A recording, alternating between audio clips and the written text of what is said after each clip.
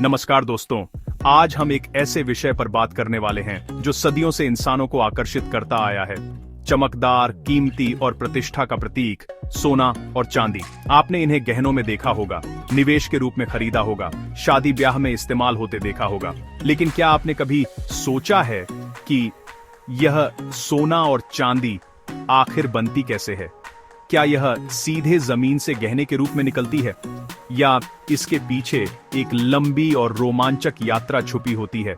आज हम जानेंगे खदान से लेकर ज्वेलरी शोरूम तक की पूरी कहानी।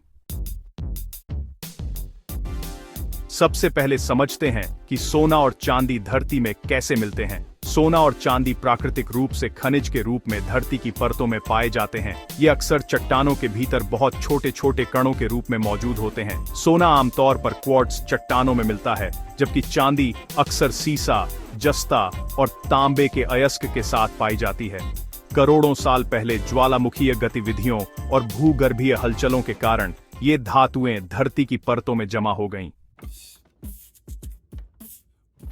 जब वैज्ञानिकों को किसी क्षेत्र में सोना या चांदी होने की संभावना दिखाई देती है, तो वे उस क्षेत्र में सर्वे करते हैं। जमीन की जांच, सैंपल टेस्टिंग और आधुनिक मशीनों की मदद से यह पता लगाया जाता है कि उस जगह खनिज कितनी मात्रा में मौजूद है। अगर मात्रा पर्याप्त हो, तो वहां खनन यानी माइनिंग की प्रक्रिया शुरू की जाती है। खनन दो तरीकों से होता है, ओपन पिट माइनिंग और अंडरग्राउंड माइनिंग। ओपन पिट माइनिंग में जमीन की ऊपरी परत हटाकर बड़े गड्ढे बनाए जाते हैं और चट्टकों को बाहर निकाला जाता है। अंडरग्राउंड माइनिंग में जमीन के अंदर सुरंग बनाकर खनिज निकाला जाता है। यह काम आसान नहीं होता। भारी मशीनें, ड्रिलिंग, विस्फोटक और मजदूरों की कड़ी मेहनत इसमें शामिल होती है।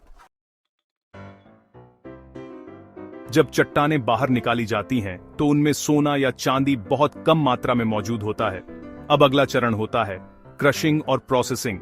बड़ी बड़ी चट्टानों को मशीनों में डालकर छोटे छोटे टुकड़ों में तोड़ा जाता है।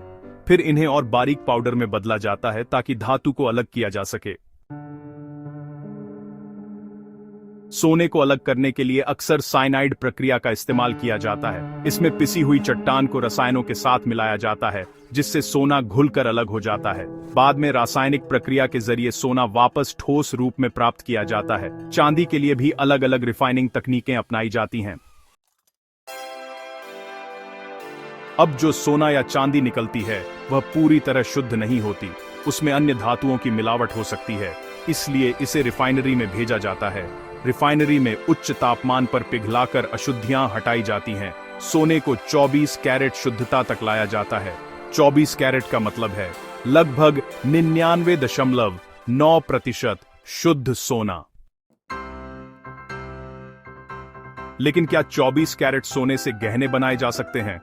नहीं, क्योंकि 24 कैरेट सोना बहुत मुलायम होता है। इसलिए इसमें तांबा, चांदी या अन्य धातुएं मिलाई जाती हैं ताकि यह मजबूत बने। इसी वजह से बाजार में 22 कैरेट, 18 कैरेट और 14 कैरेट सोना मिलता है। जितना कम कैरेट, उतनी अधिक मिश्र धातु। अब शुरू होती है ज्वेलरी बनाने की असली कला।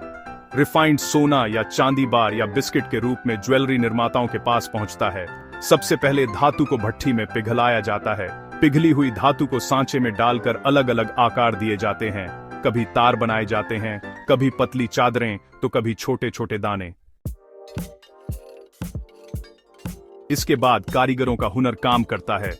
डिजाइन के अनुसार सोने या चांदी को काटा, मोड़ा और जोड़ा जाता है। आजकल कंप्यूटर एडेड डिजाइन यानी कैड तकनीक का उपयोग भी होता है। पहले डिजाइन कंप्यूटर में बनाया जाता है, फिर मशीनों की मदद से उसका सांचा तैयार किया जाता है। इससे जटिल और बारीक डिजाइन भी आसानी से बनाए जा सकते हैं। ज्वेलरी बनाने की एक लोकप्रिय तकनीक है कास्टिंग। इसमें पहले मोम से गहने का मॉडल बनाया जाता है, फिर उस मॉडल के चारों ओर प्लास्टर जैसा पदार्थ लगाया जाता है। बाद में गर्म करके मोम निकाल दिया जाता है और खाली जगह में पिघला हुआ सोना डाला जाता है। ठंडा होने पर प्लास्टर हटाकर गहना बाहर निकाला जाता है। गहना बनने के बाद उसकी फिनिशिंग की जाती है।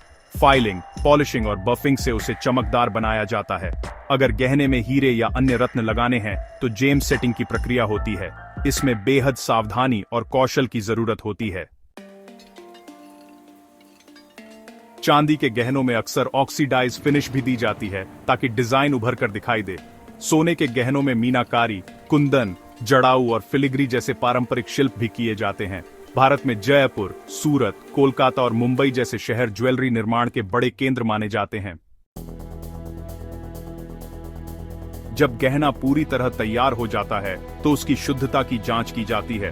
भारत में BIS हॉलमार्किंग अनिवार्य है। हॉलमार्क गहने की शुद्धता का प्रमाण होता है।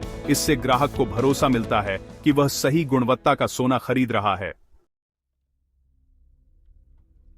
इसके बाद गहने पैक होकर ज्वेलरी शोरूम में पहुंचते हैं। वहां पर इन्हें सुंदर लाइटिंग और डिस्प्ले के साथ सजाया जाता है। ग्राहक आते हैं, डिजाइन देखते हैं और अपनी पसंद का गहना खरीदते हैं। इस तरह धरती की गहराइयों से निकला खनिज एक खूबसूरत आभूषण बनकर हमारे हाथों तक पहुंचता है। लेकिन इस पूरी प्रक्रिया का एक दूसरा पहलू भी है। खनन से पर्यावरण पर असर पड़ता है। जंगल कटते हैं, जमीन की संरचना बदलती है और पानी प्रदूषित हो सकता है। इसीलिए आजकल सस्टेनेबल माइनिंग और रिसाइकल्ड गोल्ड पर जोर दिया जा रहा है। पुराने गहनों को पिघलाकर नया गहना बनाना भी एक आम प्रथा है। सोना और चांदी केवल आभूषण नहीं, बल्कि निवेश का साधन भी है। जब अर्थव्यवस्था में अनिश्चितता होती है तो लोग सोने में निवेश करना सुरक्षित मानते हैं। यही कारण है कि सदियों से सोना संपत्ति का प्रतीक रहा है। दोस्तों, अब जब भी आप सोने या चांदी का गहना देखें तो याद रखिए कि उसके पीछे हजारों लोगों की मेहनत, विज्ञान की तकनीक और कारीगरों की कला छुपी हुई है। खदान से लेकर आपकी अलमारी तक की यह यात्रा वाकई अद्भुत है। अगर आपको यह जानकारी पसंद आई हो तो वीडियो को लाइक करें, शेयर करें और चैनल को सब्सक्राइब जरूर करें। ऐसे ही ज्ञानवर्धक वीडियो के लिए जुड़े रहिए। धन्यवाद।